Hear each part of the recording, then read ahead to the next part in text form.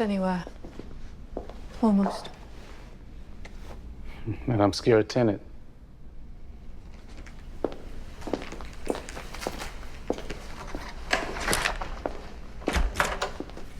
No small talk. Nothing that might reveal who we are or what we do.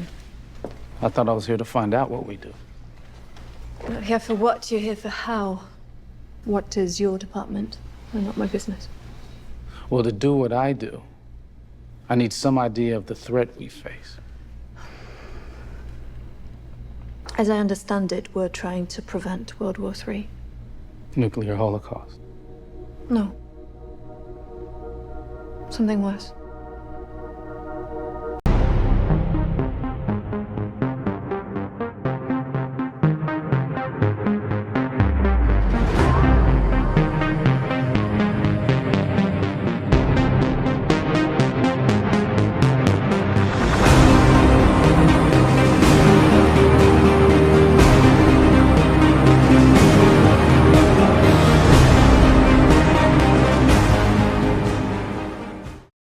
So that's why I want to talk about time today. I really want to talk about time because everybody talks about time. There's an old saying that is humorous, and it is that time was created by God to keep everything from happening at once. And it really kind of sounds funny, but you know what? It's the truth. He invented time out of nothing, I believe. He just brought time into being, and there's a reason why he did it. Will Rogers said half our life is spent trying to find something to do with the time we've rushed through life trying to save. Well, yeah. And then that famous agnostic playwright, Eugene O'Neill, there is no present, there's no or future, only the past happening over and over again now. And Solomon sort of agreed with Eugene O'Neill. The thing that hath been, it is that which shall be, and the thing which shall be done. There's no new thing under the sun. And Solomon was right. And yet Solomon was guessing. He didn't really know much. Nothing keeps, one philosopher said. There's one law in the universe, and that is the law of now. Now, what's now? The Chinese philosopher Lao Tzu said, time is a created thing. To say, I don't have the time, is to say, I don't want to. Interesting. We could talk about that for a long time if we had the time. A physicist by the name of Sean Carroll said, the asymmetry of time, the arrow that points from past to future, plays an unmistakable role in our everyday lives. It accounts for why we cannot turn an omelet into an egg, why ice cubes never spontaneously unmelt in a glass of water, why we remember the past but not the future, and the origin of the asymmetry we experience can be traced all the way back to the orderliness of the universe near the Big Bang. Well, I don't even believe in the Big Bang. I believe in the big God who said in the beginning all sorts of wonderful things like let there be light. But that's another story. Every time you break an egg, says Sean Carroll, you are doing observational cosmology. And you know, he has a point. It really is puzzling. You can break an egg and it drops into a bowl, but you cannot bring it back up into the shell. That's the world in which we live. Little Yoda had something to say about time in Star Wars. Now, little Yoda is an esoteric initiate and not to be trusted. I think he's a little demon.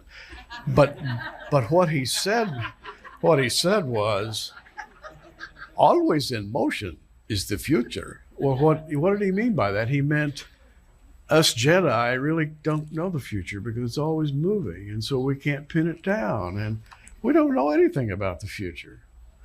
Time is an illusion. Time is very much an illusion. It's referred to as the arrow of time. And the arrow of time always points toward disorder.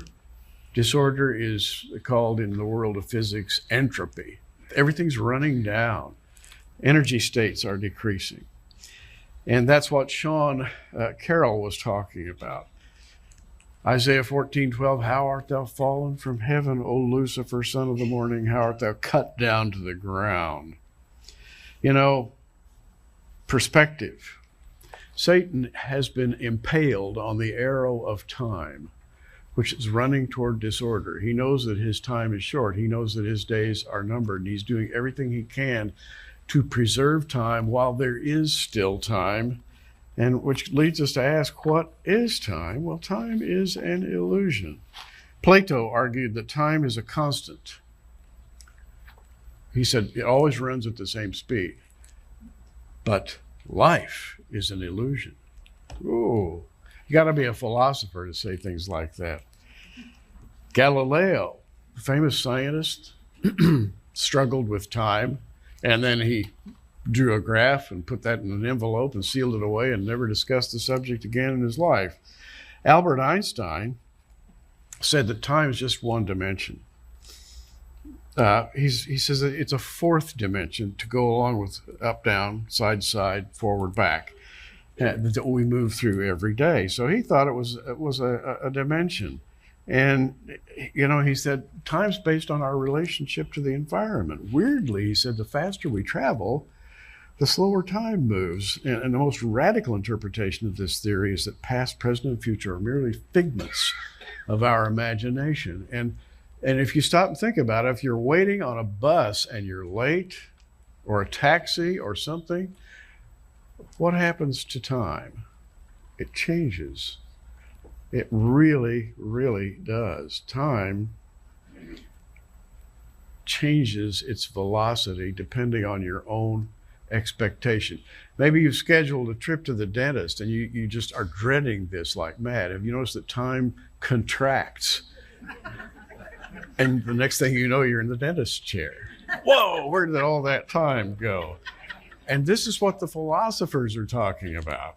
And they see time as the eternal now, the eternal present.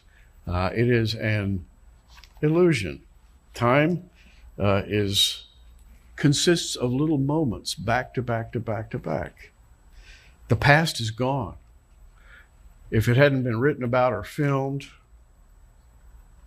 you'd never even know it was there. It's dead, it's gone. If it hadn't been written in a book, the past it is gone. You could never recollect it.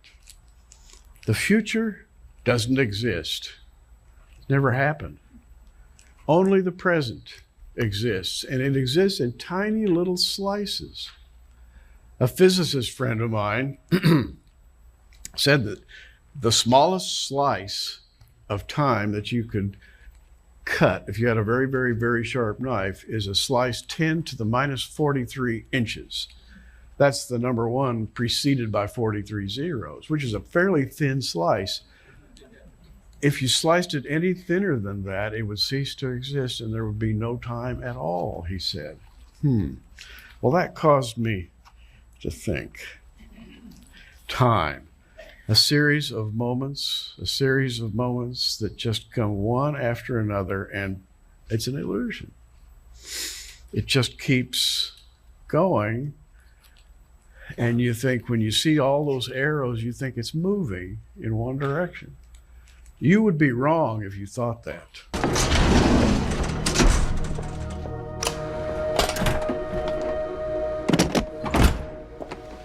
Aim it and pull the trigger. It's empty. Aim it.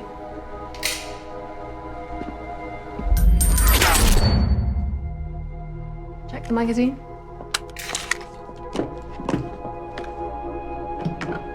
How?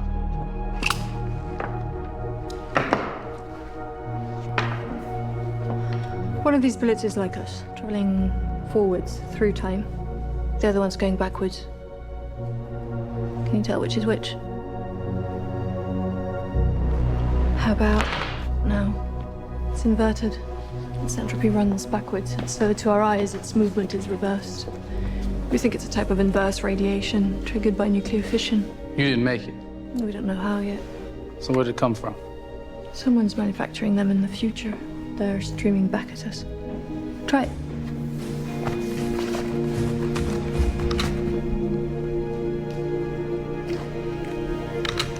You have to have dropped it.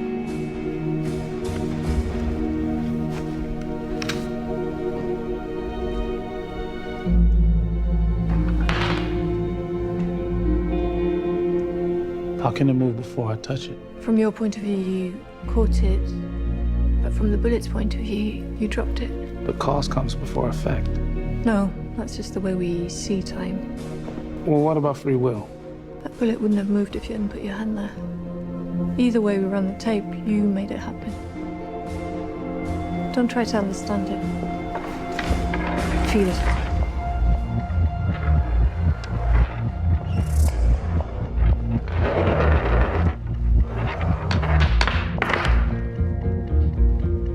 Instinct.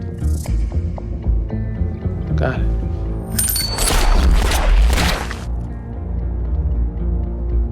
Why does it feel so strange? You're not shooting the bullet. You're catching it. Whoa. I've seen this type of ammunition before. In the field? I was almost hit. And you were exceedingly lucky.